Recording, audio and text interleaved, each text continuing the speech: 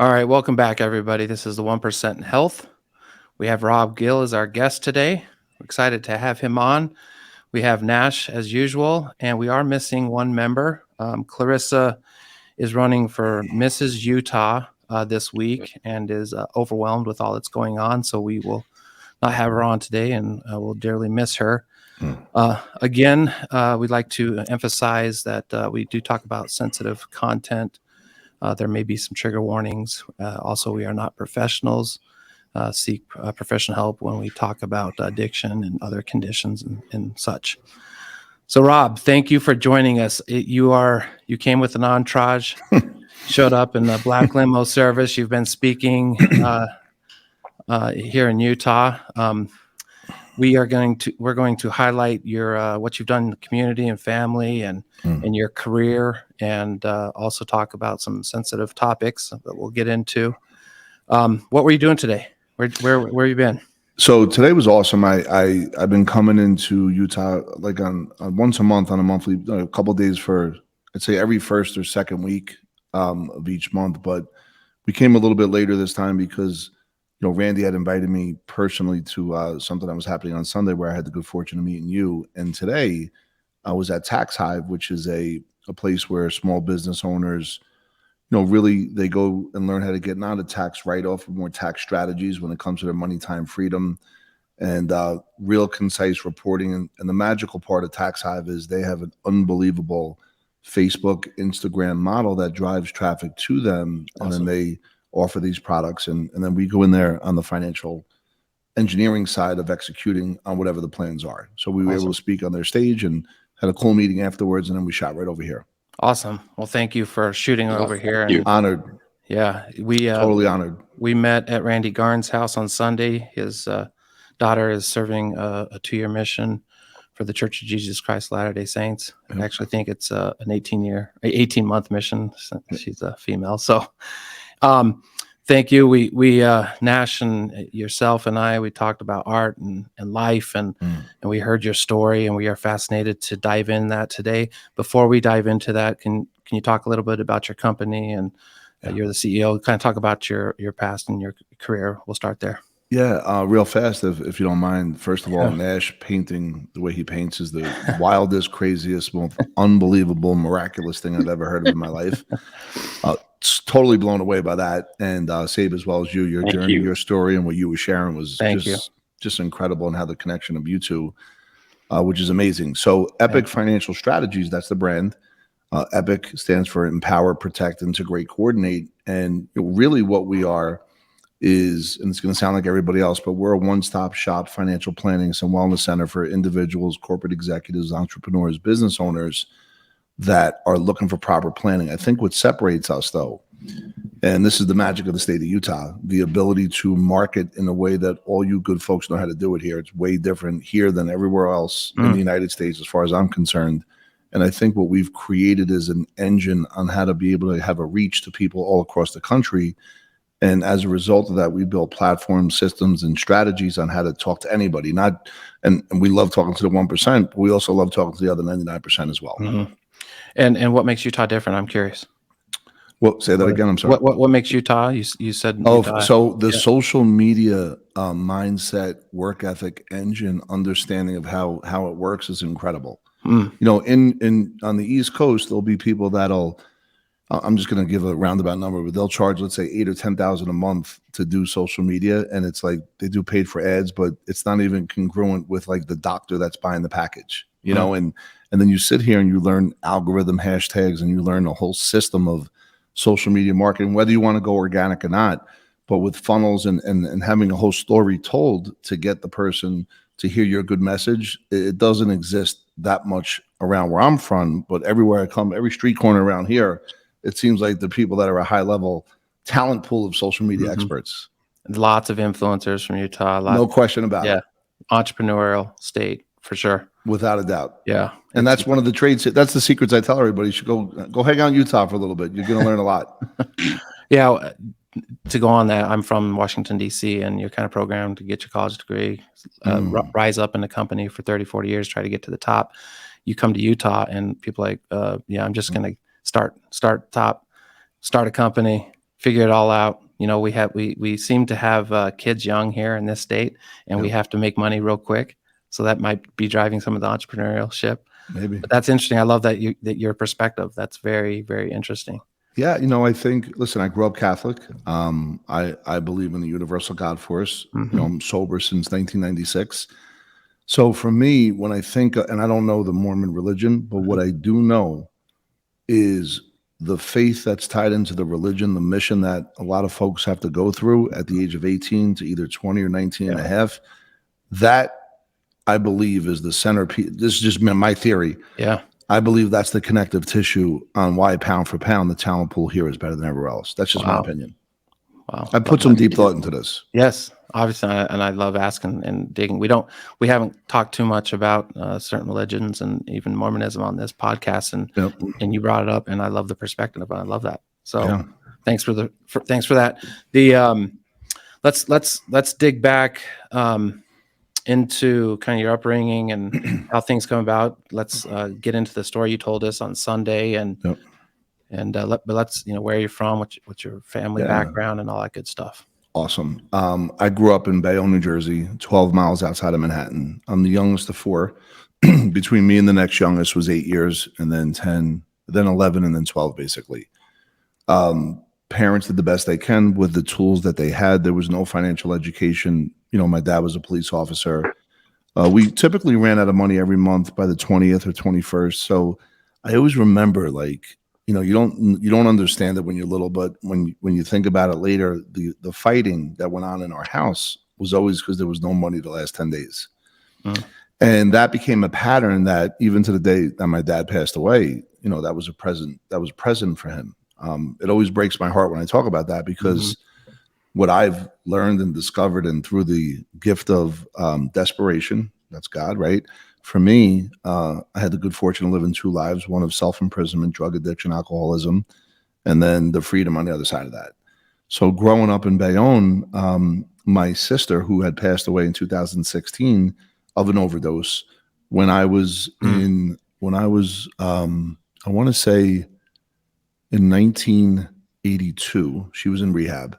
And it was the day whenever Ronald Reagan got shot. That day she got kicked out of rehab. She was 16, I was 8. Oh my gosh. And she was a heroin addict. So my household, we talk about family addiction, right? Now you have an addicted person, the whole family is in prison. It's just the way it is. And back in the early 80s, rehabs were just coming into form, but there was no like real good understanding. I think if you went to rehab, there was like a 2% chance of actually staying sober statistically back then. So, she was from 16 to 19, she was in and out. And then she finally did get sober when she was 19. Wow. Off of Yeah. heroin. Yeah. Wow. So she was 19, I was 11. And there is parallels here, because when I was 8, 9, and 10, I used to go to the rehabs with the family as a guest. So I actually understood early on that alcohol and drugs could be a major problem. And I actually had some training just by going there, not training, but I remember whenever she would celebrate 90 days or a year or 2 years, we would go.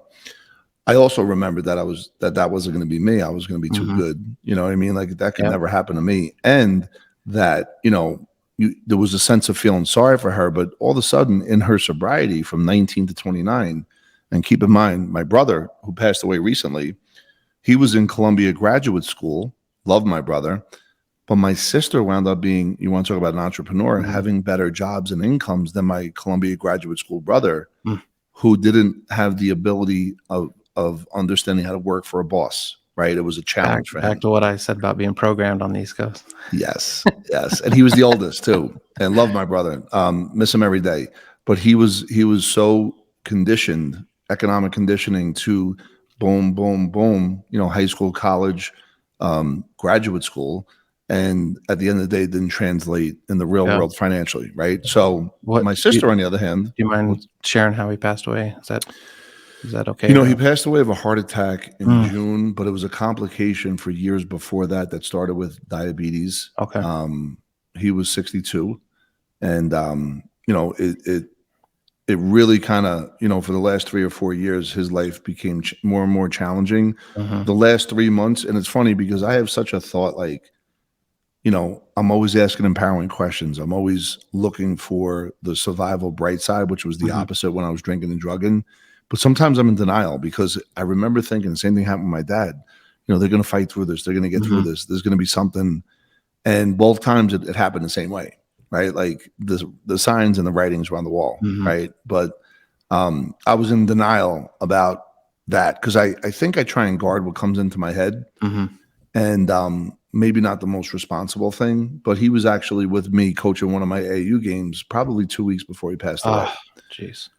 So, very, very sad because when you think of life fulfillment, I don't think that he lived the life that he wanted to live. Mhm. My sister had the good fortune of at least 10 years sobriety.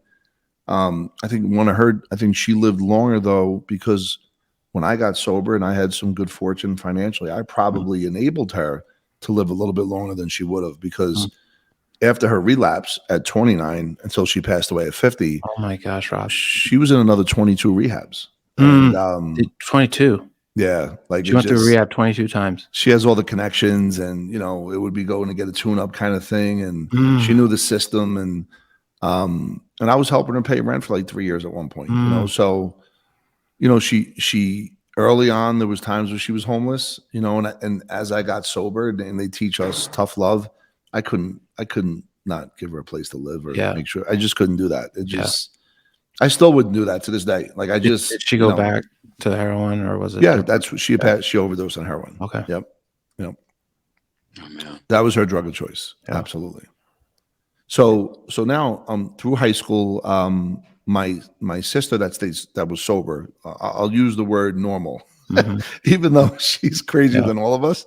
But my normal sister, if anyone watches your show, they'll know this name. She married Bob Hurley, the coach of St. Anthony's Mm. in Jersey City's brother, Mhm. Tim Hurley. Okay. So Bob has two sons, Danny and Bobby Jr., that are both college coaches right now. Okay. Bob is the known as the greatest high school coach in Mhm. history. And when my sister married his brother Tim, I met them in 1980, 81. Wow. So sometimes you don't know that you're going to Wow. meet the greatest high school coach ever, and it's going to be, at the same parties you're at for the next 10, 20 years. You don't know that the kids he raises are going to be some of the greatest college point guards ever. And now maybe there's one of the, UConn is Yeah. in the Sweet 16. They have a chance to Yeah. go into the Final Four.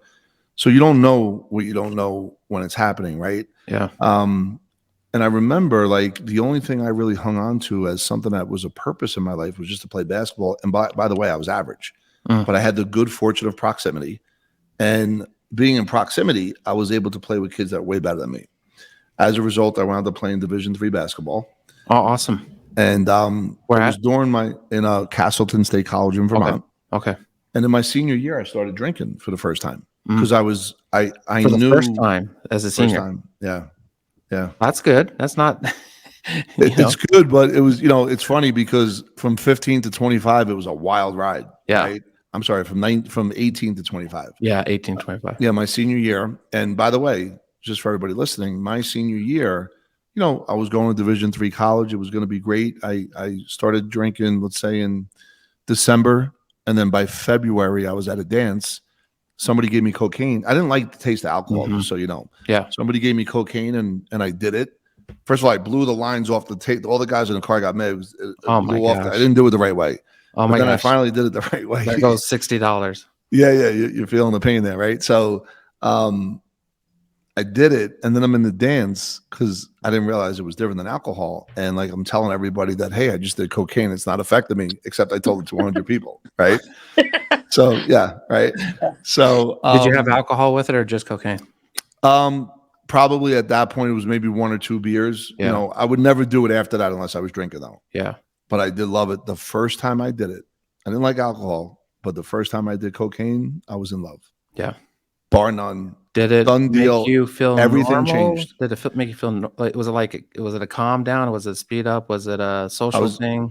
So I was at a dance, and I didn't know how to like fit in with people at certain groups, right? In a Mhm. bigger setting. Privately, I was always good, but in bigger setting, and I was talking to everybody, Mhm. and I was It like, made you blah, blah, blah, social. blah, blah, blah, just running Yep. around like a crazy man. No one ever saw that side. And then, it just, and I remember the guilt that I had because listen, Mhm. I knew that I wasn't supposed to do that. Your dad's a Right? police officer. My dad was a police officer. I know all about drugs and Yeah. alcohol. That was a no-no. And I really enjoyed feeling guilty in my life. I was brought up that way to Yes. embrace guilt as something that was like heroic. Mhm. So I think living in guilt was also a byproduct of, my upbringing as well. No one did anything on purpose, Yeah. of course. My dad worked 3 jobs, did the best he could, but there was no money, and he would blame my mom. And Mhm. my mom was doing prescription pills because she had been in a car accident and kind of Mhm. never got out of that. My sister was a heroin addict, and no one was telling me to do homework. And Yeah. when the lights went on at night, like the street lights. So Mhm. in Bayonne, there was 75,000 people in a 3-mile radius with schoolyards all Wow. over the place. So when the lights went out, all the good kids had to go home for dinner. So I used to act like I had to go home for dinner, but I really didn't, which led me to hanging out, not to their bed, Yeah. but I really found a lot more comfort and safety with the kids in the projects. Yeah. And I related more to them. And to this And- day, even in my AAU basketball program, which I'd love to get into at the end if we can, Yes, definitely. that is playing itself out in such an You said you're unpredictable coaching. way. No, I'm the GM. Oh, It's going to be a GM. really good story. Oh. Yeah, it's I disrupted. There's a lot of disruption going on based on the way I see things. So, when you were 18, you tried 18 is when you tried coke for the first time, and you were February senior year. February senior year. So you were still that's basketball season. I still had another month left. Yep. Wow. I had a good season. I didn't do coke again until that summer. Okay. But my but I did. By the time I got to graduation, my goal in college was to be popular, and basketball became like the 3rd or 4th thing. Okay. Even before I got there, it wasn't even important anymore. So because I felt like I did so much practice and discipline towards basketball, I missed out on parties. Right, that was my thinking. My senior prom, I do a goofball. I don't know if you know what that is, but it's like half meth, half acid, cocaine, alcohol, and something else. And we went no down idea to what you were doing, did you? well, At the time. no. So I go down. The prom afterwards is a party at a house. And I'm from Jersey, so it's a Jersey Shore house, not the show on MTV, and it was right on the ocean. You could hear the ocean from the house, and I was hallucinating so bad I thought the house was in the middle of the ocean. Right? I don't think I've ever heard of acid and cocaine at the same time. No, acid and mesc, and I did coke. Oh, okay. Next to that, so it was a pill, right? And this was like a 12-hour thing. This wasn't like for 20 minutes. Oh yeah, that goes. So yeah. So and what's interesting is there was a person that I had a fist fight with, like let's say a month or 2 before that, and he could have got me that night because and he was there, and I remember thinking, oh my God, I might have to get into a fight. Like I remember thinking that, and I never like to stand on. No, but I'm going to protect myself. I'm not. I wasn't a guy that was running around beating everybody up, but I was also somebody that was going to know how to at least handle myself in certain situations, which is, part of what happens when you live that life of drugs and alcohol. And you find yourself in situations that are very unpredictable, right? Including what we talked about, which I'll get into when the car I was driving got shot up. And that was like fast forwarding later. But, by the time I got into the summer and I'm on my way to Vermont, cocaine was going to be something I was doing for the rest of my life. That was it. Like I didn't care about basketball. I didn't care about grades. And I had a lot of fun in Vermont. Joined a fraternity, played basketball for 2 years before I failed off. And, I always tell this story too. I was on a mountain. It was the last day, because I was already in the fraternity. Now we were pledging other kids. It's called Hell Night. And once again, this time I did acid and cocaine. Jeez. And I was on the mountain, and you could see like the stars and the satellites actually. But one of the things, I fell in the river because I figured out for one split second, there was no cell phone and iPhone or nothing, but I figured out the meaning of life, what this was all about. But it was gone. I lost it a second later. and I'm telling you, I really figured it out. Like I knew what this whole thing was, but it was like, whoop. And it left me after that. But you know what I remember? I went down to somebody's car, and there was a person there that wasn't part of our group. And all of a sudden, I'm in a car with a person that I don't know, having a bizarre conversation. I mean, he had guns and everything all over the place. And I remember thinking, when you think about things later on and you look back, like there's probably 10 or 20 incidences where I escaped either prison or death. you know. And if we go multiverse, if we go parallel universe, there's a version of me that did fall victim to what I just described, right? Yeah. And that's a real thing. I'm not saying there's a parallel universe. I'm just saying, like, Right. in the world of left and right and things happening and connecting dots, those are really present. So I leave Vermont after 4 years. My GPA is 1.67. Wow. You know, no, I mean, Didn't care about I it. was having fun, Yeah. right? Didn't care about it. And this is 4 years later. I come back to Bayonne. Now I'm bartending, I'm waiting tables, and I'm landscaping. And I am now, I'm not making this a class thing, but middle class, blue collar, going to be in the bar. This is my life. You know, kids that went to high school and become lawyers and accountants, and the hope was really gone. I was losing hope and comfortable in. I'm not going to say if you're in a bar, you're mediocre. It's mediocrity, but I was really comfortable. I was going to say, were you comfortable with this outlook? Totally accepted it. Okay. I didn't feel good about myself. I wasn't going to help make the world a better place. Did you recognize that at the time? Yeah, because I knew about the disease of alcoholism. Like, I was not confused about that. Yeah. And it was so powerful for me that, you know, I think for, like, I want to say 4 to 5 years straight, there wasn't a weekend that didn't go by that I did do cocaine. Yeah. Were you were paying for it? Were you dealing it all to every time I tried cost, or? Well, every time I tried to deal it, you know, it wouldn't work because I would just do it. Did it. Yeah. So what did you get up to? What was the expenditure every week? You know, probably, and I wasn't making any money then. Yeah. God, you know, if it was now, God forbid, but yeah, I would say at least maybe 300-400 with no bills, living in my parents' house. Couple, you know what I mean? Like a week. Yeah. And that was my out of pocket, but there was always some more there. Somebody else was bringing, you know, so that was a real thing. The lost opportunity cost calculation, I've done that before, and it's over $1 million. Wow.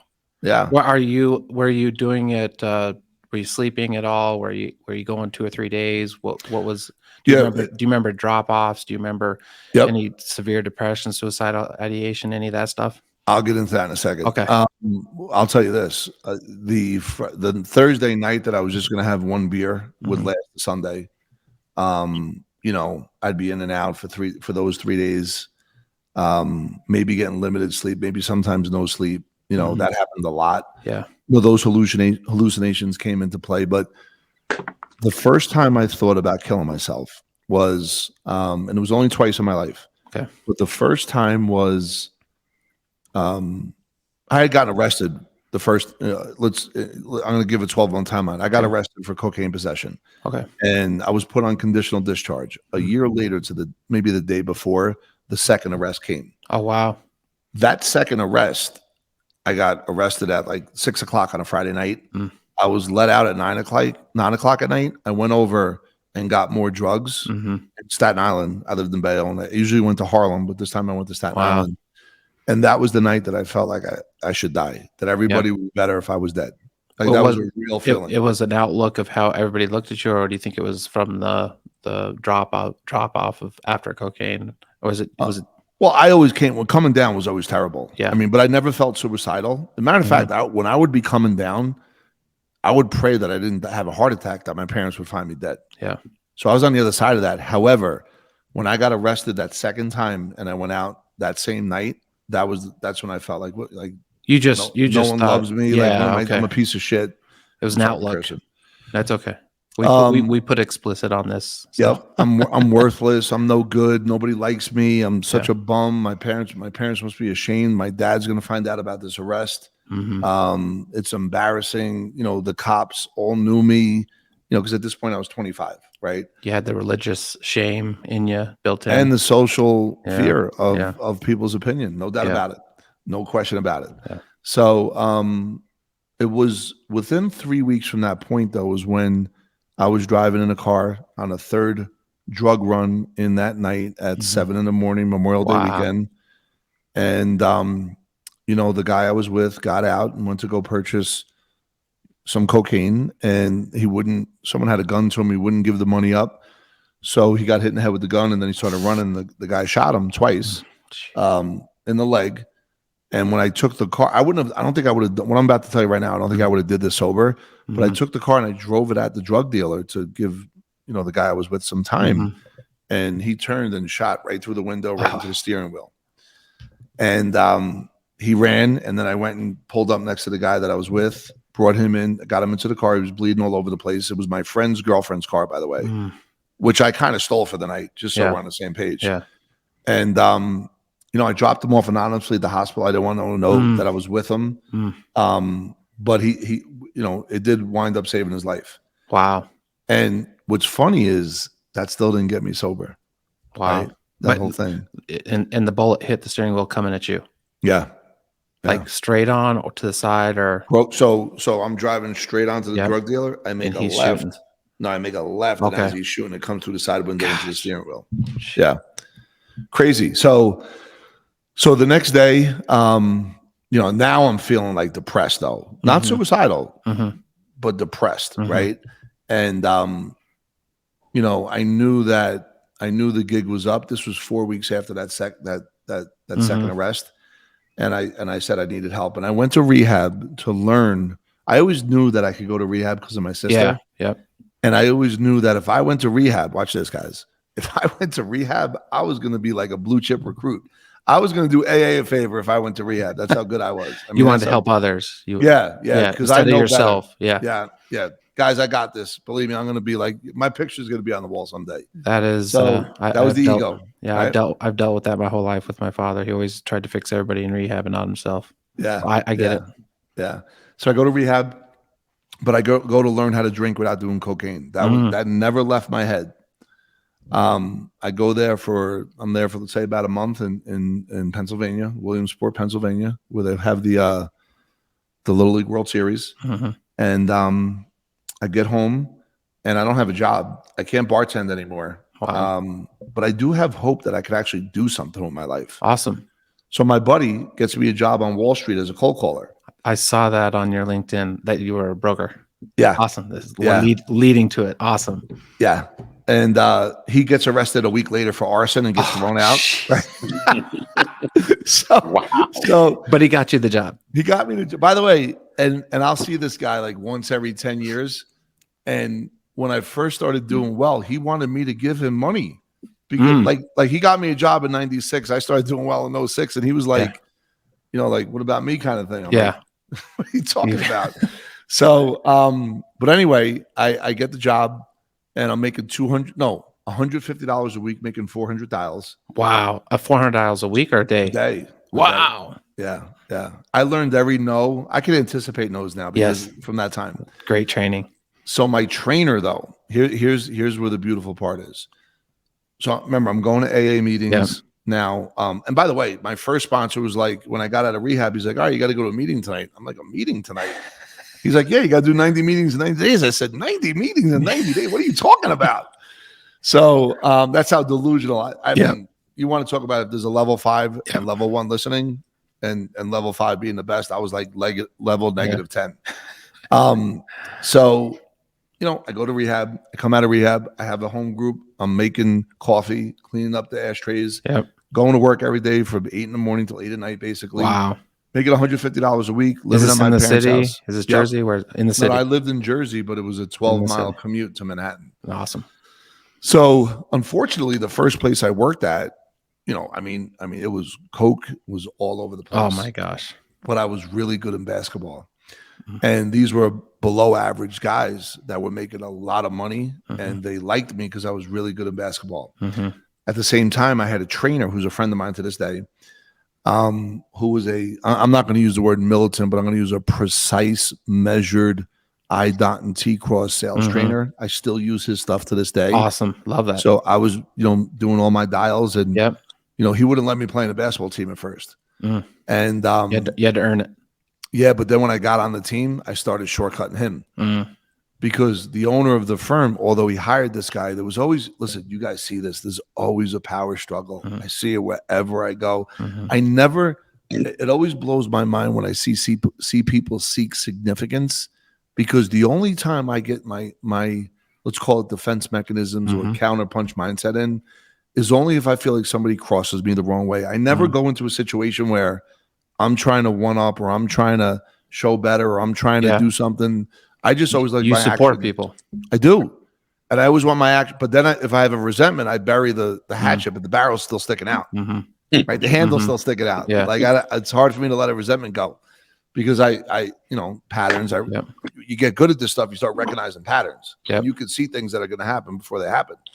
Not to be that I'm predicting, but that's kind of what happens. So long story on this, I'm doing good. I'm playing basketball. These guys want me to hang out. They're giving me extra money. I still didn't relapse yet, but it's coming. How long has it been? So I was sober from June to November. Okay. Because I failed my Series 7. That's awesome. Okay. I failed my Series 7, and I went, and had fun. I thought, for the next 6 months, I kept failing it. I failed it twice. Yeah. And then the third time I took it, I passed it. So I got sober in June, relapsed in November. From November to when I passed it in July, my emotional life collapsed. Because now I have AA in me. I have sobriety. I see what the other side looks like. Yeah. And now I feel like, dude, you just could never do it. You're a bum. You're terrible. Every day. Self-deprecating. Every day. I passed the test, and there's a party at my house that night, and everyone's like, "Yeah, Rob's gonna be it was a celebration. I'm gonna make money," and I'm saying, "Wow, they have no idea. Like, I can't even show up for work." Yeah. So I don't go to work, or I'm late the next day. And that trainer I was telling you about was having a sales training meeting, and I got a new sponsor, and I remember saying, like, it's either gonna be do cocaine for the rest of your life or get a job. It can't be both. And I survived that weekend. I read the big book of AA. This isn't a big book. I'm just telling you what I did. I read the big book of AA. And that Monday, I started my recovery journey. And I haven't had a drink since. Wow. This is 19. And that was in 1996. 96. Yeah. So, once I got sober and I was following the steps, and I think for all entrepreneurs, 1%ers, they could definitely attest to following and sticking to a process and seeing what success looks and feels like with fulfillment. That could be a good addiction, right? And I think that's where I began to become a level 2, 3, 4, 5 listener. I began to listen better. Okay. And I enjoyed not being the smartest person in the room. And when I'm in that mindset, and sometimes I fall out of it, but when I'm in it, I love to create, innovate, and just kind of stay in a place of how could I do better? Yeah. How could I serve? What could I learn from this? So for my first 4 years, I still lived at my parents' house. I think year 1, I made 12 grand. Year 2, 28. Year 3, 42. Year 4, 75,000. Wow. Grinding in New York City. Yeah, I lived every at day. home. Yep. I didn't date anybody for the first year because that's what they told me not to do. Yeah. I dated a couple of people, and then, I got married in 2003 when I was sober 7 or 8 years. My wife has never seen me drunk. But that doesn't mean she hasn't seen me emotionally get crazy, because that happens. That's a real thing. Yeah. But if you go 1996, 97, 98, 99 into 2000, I made 125,000 that year. Awesome. And here's the biggest mistake. Remember, I have a Series 7.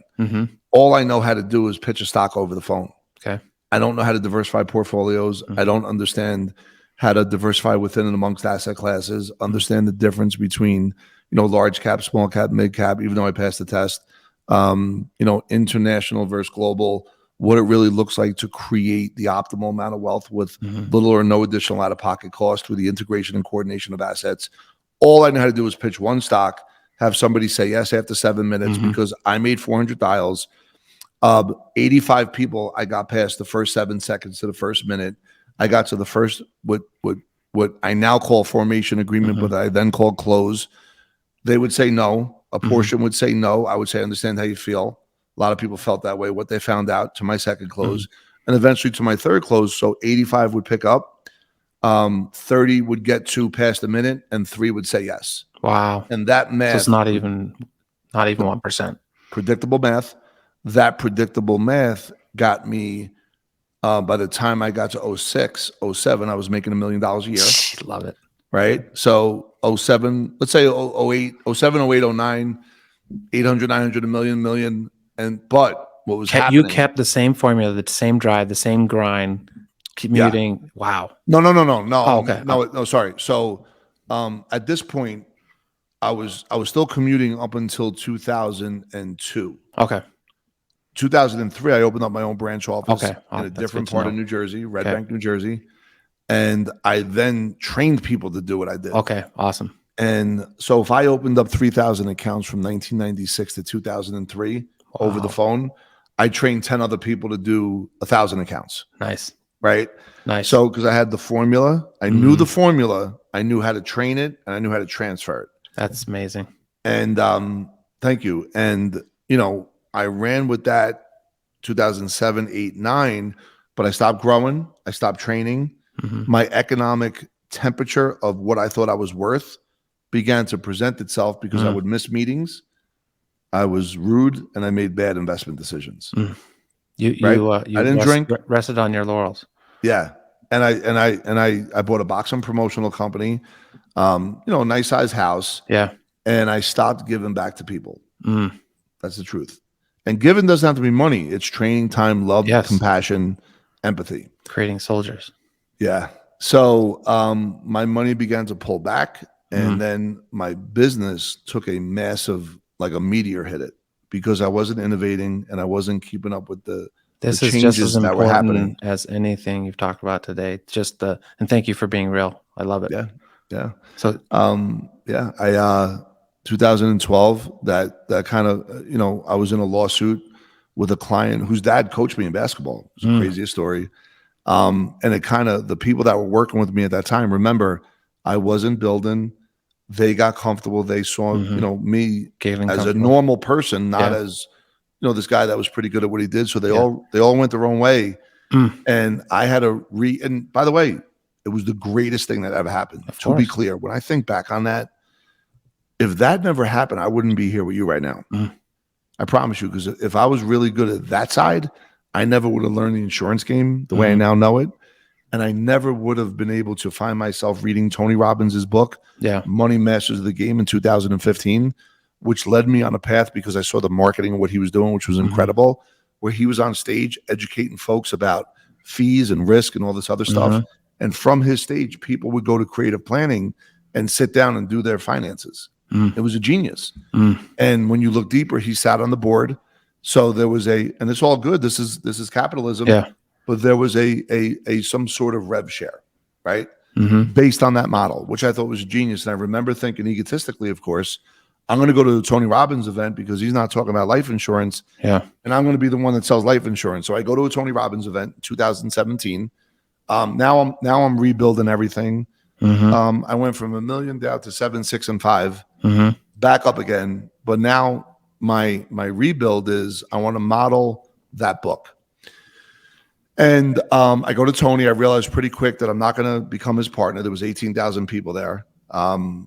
And I played as best as I could for 4 days. It was in Newark, New Jersey, Unleash the Power Within. I walked on fire. I did all the things you were supposed to do, but I didn't take those principles back to my regular world. And this was in July. By the time I got to September, I was like, yeah, this isn't going to work. But there was one thing I want to share with you. When I had, when that business disruption happened to me, for an hour, there was a time that I felt like because I have a $12 million death benefit, I felt my wife and 3 kids would be better off if I was dead. Yeah. Well, I was gonna say, amazing you didn't go back to drinking cocaine too, because that's kind of the elephant in the room for me right now. Is how did you avoid that? You went from, did you skip over that and go right to I'm better off dead, or were you tempted to drink and go that world again? You know what's interesting? So I was sober the whole time, working a program, but when this business disruption happened, there was like a little lag in my life that not only was I not, continuously building my business, and I wasn't prepared for that, but I also hadn't been going to as many meetings. And when that happened, and that night for about an hour, that I was like, and no one could get me on the phone. I was really thinking about it. The guy that I worked with in 1995 happened to be doing a 30-day program with me because I had reached out to him because I wanted to take the next step in my business. His name is Jay Bilstein. He saved my life that night. Wow. Because you needed him at that time, at that moment, in that phase of your life. He saved my life. Wow. And he was there. This was in May. I had reached out to him in January. We formed a strategy over 90 days. And when he got there, like the day before the you know what hit the fan. Yeah. So it's so crazy how the universe, how God works. Yeah. Because it's he so put him impressive. there for me that night. So to answer your question, no. The only time I have thoughts of alcohol and drugs is when really good things happen. I buckle down when bad things happen. You buckle down. I buckle and fight. I wanted to bring that out because you've overcome. I visually, I'm an artist, a musician, and do lots of visual art. I see your life as you almost had 2 or 3 humps, right? You had this wave, and then crash and burn, and then you get up to $1 million earning, and you got your formula. I've seen other people get to the top and they relax, right? Yeah. And then you learn from relaxing, right? And you overcame it. It is amazing though that you buckle down.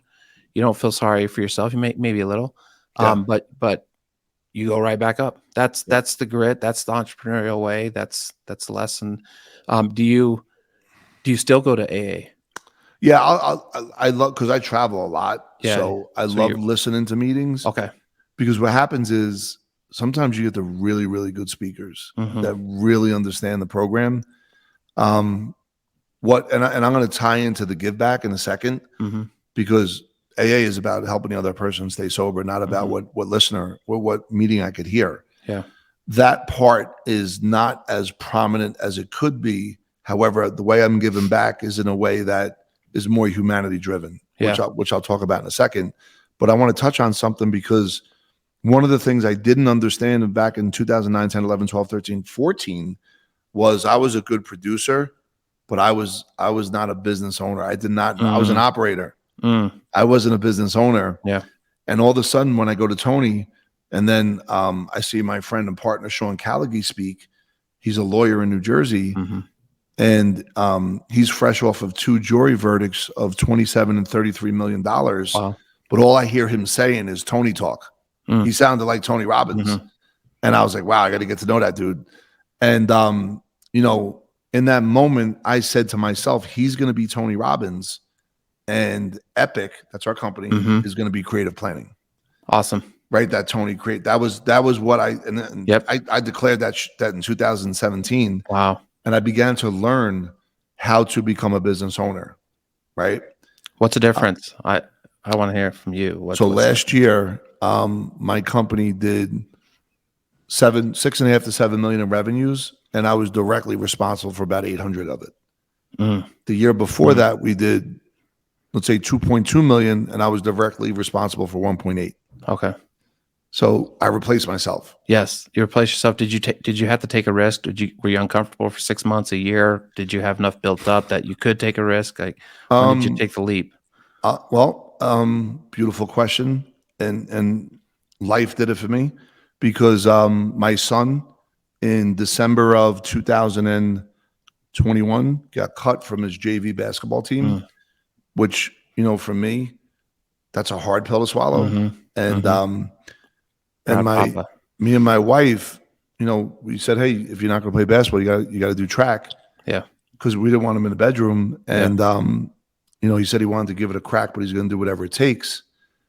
And at that point, I had built up good momentum in the business. And I reached out to a friend of mine, Coach Shempy. And I said, listen, my son got cut. Can we go to the Fort, which is a basketball facility, and can I get some training in and hire someone to help him? And he said, well, why don't you do this? Why don't you create a team for kids that got cut? So January of 2022, right? Wow. I started, and it wasn't a plan, I started getting involved in basketball in a way that... Giving back to the community. That's what this show is about. So for the first 2 months, January and February, they were called the Cut Crew. And I was going to work, but, I started training my salespeople, because I began to see that I was going down this path. Yeah. And I'm talking like real deep training. So I really, and then my connectors and my drivers where leads come in, we've gone from 8 to 3,000 leads a month over the last 3 years through these relationships. So I started training my guys and gals. And by the time we get to March, which is AAU season, someone says, "Hey, do you want to coach an AAU team?" And I was like, "All right." I said yes. I like saying yes. So we did a 65 game schedule. Wow. Over like 4 months. And in the Jeez. middle of that, one of my really good friends and partners had asked me if I wanted to go to the Ukraine because I loved the feeling I was getting helping these kids. And I began to really despise privilege. And I said, yeah, because I wrote checks to other charities and I had no idea where the money was going. So this was $100,000. And I went to Ukraine and I learned what freedom was really about. Right. Is that a big motivator for you to teach financial literacy and to give freedom as well? Yeah, I don't want people to feel the way I felt when it comes to money. That's the bottom line. Yeah. Financial insecurity is the worst feeling in the world. People do so many crazy things. A lot of anxiety too. Anxiety, bad decisions, fighting. Yeah. Everything about it's not good. Yeah. And that breaks my heart. That makes me sad for people because I've been given a gift and I wish I could take this gift and give it to everybody. And you are giving it. And let them know, like, you can do this. I didn't graduate college. I had a really tough life, but people had tougher lives than me. Yeah. One of my partners in AAU, when he was 6 years old, his mom killed herself. When he was 7 years old, his grandmother died. 8 years old, his grandfather died. 10 years old, his uncle died.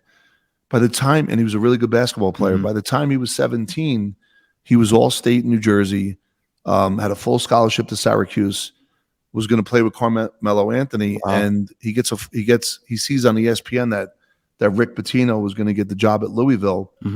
So he calls up Rick Pitino, who then gives him an opportunity at Louisville, goes to Louisville, and then the first off-season practice can't get the ball over half court, and Pitino tells him that you're going to lose your scholarship. And he said, "Coach, give me 30 days. Watch this." And for 30 days, he trained physically 3 times and shot 1,000 jumpers after each training session, which is 3,000 shots a day for 30 days. That's 90,000 shots. His name is Taekwon Dean. He then led Louisville to a Final Four, still leads the school in three-point shooting and led the nation in three-point shooning. Wow. His life was 35 times harder than my life. You know what I mean? So when we talk about, what I've learned is fulfillment is not thinking about how bad you have it. Think about how bad other people have it and understand that if you could help serve and contribute, the fulfillment became very powerful. Yeah. Go ahead. My 2 business partners on the way back from Ukraine basically said, "Rob, you got to go back to work." So I was like, and I was really pissed off that they said that. So, what did they need you for? What did they need you for? Because I was going to ask you, what's your superpower? They needed something from you. What was it?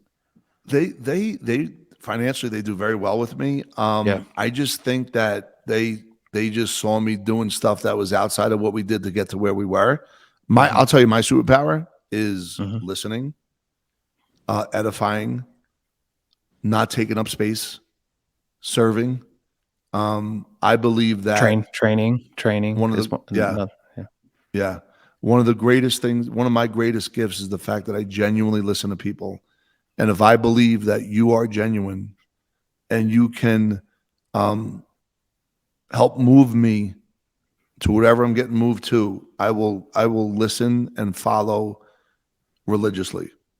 Awesome. But if I feel that you're not, that's a little bit more challenging to me. I got to tie back into prayer and faith and trusting in God and asking myself a better question. But I love listening to people's stories rather than telling mine. Well, you've told it beautifully. What's in the future for you? What are you doing tonight? What are you doing tomorrow? What are you doing in the next year? What's your outlook? Beautiful. So I think that I did go back to work, by the way. And when I mean work, I then met David Meltzer, who then introduced me to Randy Garn, which is why I'm here today, right? And the AAU season came knocking because I did have an impact last year, but I remember I said I wasn't going to do it again because it did take me away from work. Mhm. And this time I said, if I'm going to do it, I can't coach. So what I did, because when you look at the AA system, it's so bad. I mean, Mhm. people have these programs for all these teams, but they really only have one team, and parents pay a lot of money to Yeah. really get an average product. So I said, if I do it, I'm going to hire coaching staff and 2 what I call drivers. So I have 3 coaches and I have 2 drivers. One of them is Taekwondine. Another Wow. one is Nick Marinello, who coaches Hudson Catholic in New Jersey. He has Awesome. over 470 wins. If you're Wow. watching March Madness, one of his players is the point guard for Alabama. Awesome. He also has the number 1 point guard in the country. And he is a driver. And I put that together. This week we had tryouts, but I'm here Yeah. doing all kinds of wonderful business and sharing that Yeah. I wouldn't have been able to do had I not done it this way. Yeah. Somehow I found myself in a place of massive disruption in the AU space that, I'm playing a fun game. And the goal is to create blue collar minded teams, 2-way players, not someone to come down and just shoot 30 times, but really build out an environment. So when these kids go back to high school, they can become very powerful and impactful. But here's the thing though, the NIL, name, image, and likeness, is a real thing. So these athletes can now get paid. So what a lot of folks don't know, a lot of parents that pay for these programs, they don't realize that the marquee players in college now are not high school players anymore. It's the current college players, because they have experience, and these current college players are the ones that the coaches are looking for, because in the budget, they could pay them to come into the transfer portal. That's a powerful bit of information that people don't know about. So now all of a sudden, I'll finish with this. I am interviewing a father who has the best point guard in France to come over. And I'm also working on 2 kids from Africa. One of them is a 6'8" point guard. Another one's a 7-foot Point center. guard. Wow. Yeah. And then during the day, I'm Wow. going to just create wealth and build out the Epic Financial Strategies team and all that other stuff, and Awesome. and have that kind of fun. We dug into community. Thank you for pointing out all the things you're doing for community. We pointed out your career. We pointed out addiction and gritting through life and being an entrepreneur and overcoming so much.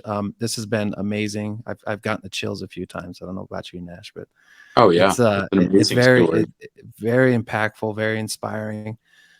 Thank you for coming. Thank you for bringing your entourage. It was awesome to see you pull up in a limo and 6 of you get out and come up here with cameras. We didn't do it for showcase. I it's, I know. I'm telling the audience that because I was like, oh, this is more than what I thought we were getting into. It was awesome. So thank you. I'm super grateful to be here, guys, and your stories collectively in the limited version that I heard, heart-wrenching and also inspiring, Nash. And I love what you did, and Sabe, what you stand for is incredible, and being here right now is a gift, and I'm grateful. Yeah. Thank you. Thank you so much. Thank you so much. All right, everybody. Thank you, Rob from Epic Financial Strategies. Thank you for your story and all that you've done. We'll see you guys next time. Bye-bye, guys.